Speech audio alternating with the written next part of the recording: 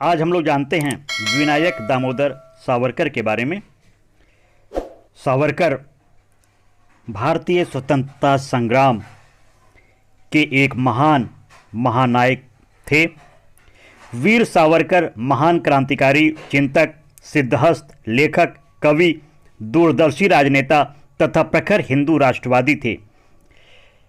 उनका जन्म आज ही के दिन 28 मई 1883 को नासिक के ग्राम भागुर में हुआ था।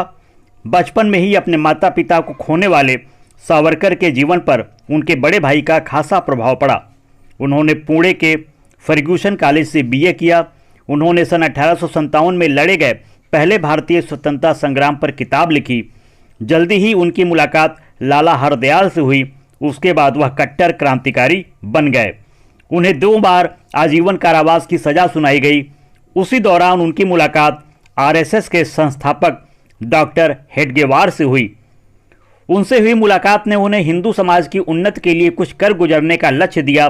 देश के आज़ाद होने के बाद उन्होंने हिंदू समाज में फैले अनाचार और कुरीतियों के खिलाफ जंग लड़नी शुरू कर दी।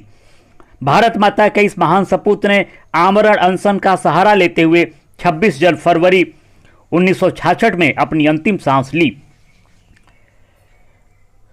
वीर सावरकर हिंदू धर्म में फैली हुई कुरीतियों के खिलाफ लगातार लड़ते रहे और लगातार ये कोशिश करते रहे कि हिंदू समाज की जो कुरीतियां हैं उसे कैसे दूर किया जाए, कैसे उसे खत्म किया जाए। आपको मालूम है, वीर सावरकर का जन्म 28 मई 1883 को नासिक के भगुर गांव में हुआ। उनके पिता का नाम दामोदर पंत सावरकर था, जो गांव में प्रतिष्ठित व्यक्तियों में जाने जाते थे।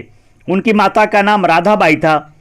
जब विनायक 9 साल के थे तभी उनकी माता का देहांत हो गया था। उनका पूरा नाम विनायक दामोदर सावरकर था। बचपन से ही वे पढ़ने में बहुत तेज थे। आज़ादी के लिए काम करने के लिए उन्होंने एक गुप्त सोसाइटी बनाई थी जो मित्र मेला के नाम से जानी गई। 1905 के बंग भंग के बाद उन्होंने पुणे में विदेशी वस्त्रों की होली जलाई। बाल गंगाधर तिलक की अनुशंसा पर 1906 में उन्हें श्याम जी कृष्ण वर्मा छात्रवृत्ति मिली। इंडियन सोशियोलॉजिस्ट और तलवार में उन्होंने अनेक लेख लिखे जो बाद में कोलकाता में के युगांतर में भी छपे। वे रूसी क्रांतिकारियों से ज़्यादा प्रभावित थे। लंदन में रहने के दौरान सावरकर की मुलाकात लाला हरदयाल से भी हुई थी। 1909 में लिखी पुस्तक the Indian war of independence 1857 में सावरकर ने इस लड़ाई को ब्रिटिश सरकार के खिलाफ आज़ादी की पहली लड़ाई घोषित किया था।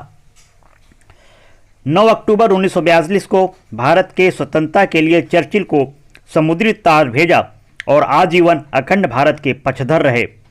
आज़ादी के माध्यमों के बारे में गांधी जी और सावरकर का नजरिया अलग अलग था।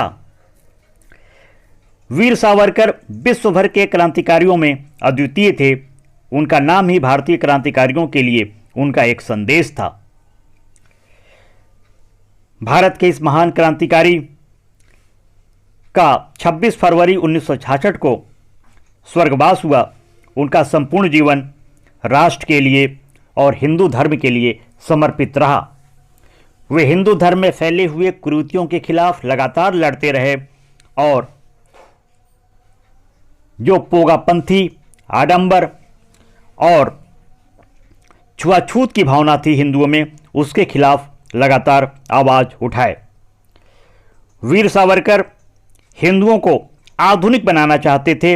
वे नहीं चाहते थे कि हिंदू पुरातन पंथी बने, आडंबरवादी बने और जो पुराने संस्कार हैं हिंदू उन संस्कारों से निकलें। हिंदू बिल्कुल आधुनिक रूप में समाज के सामने आएं। तो ऐसे महान क्रांतिकारी और हिंदू धर्म के सुधारक वीर सावरकर के जन्मदिन पर आप सभी को मंगल शुभकामनाएं।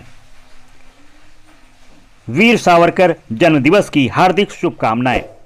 आधुनिक हिंदुस्तान और आधुनिक हिंदू के प्रणेता वीर सावरकर को शत शत नमन।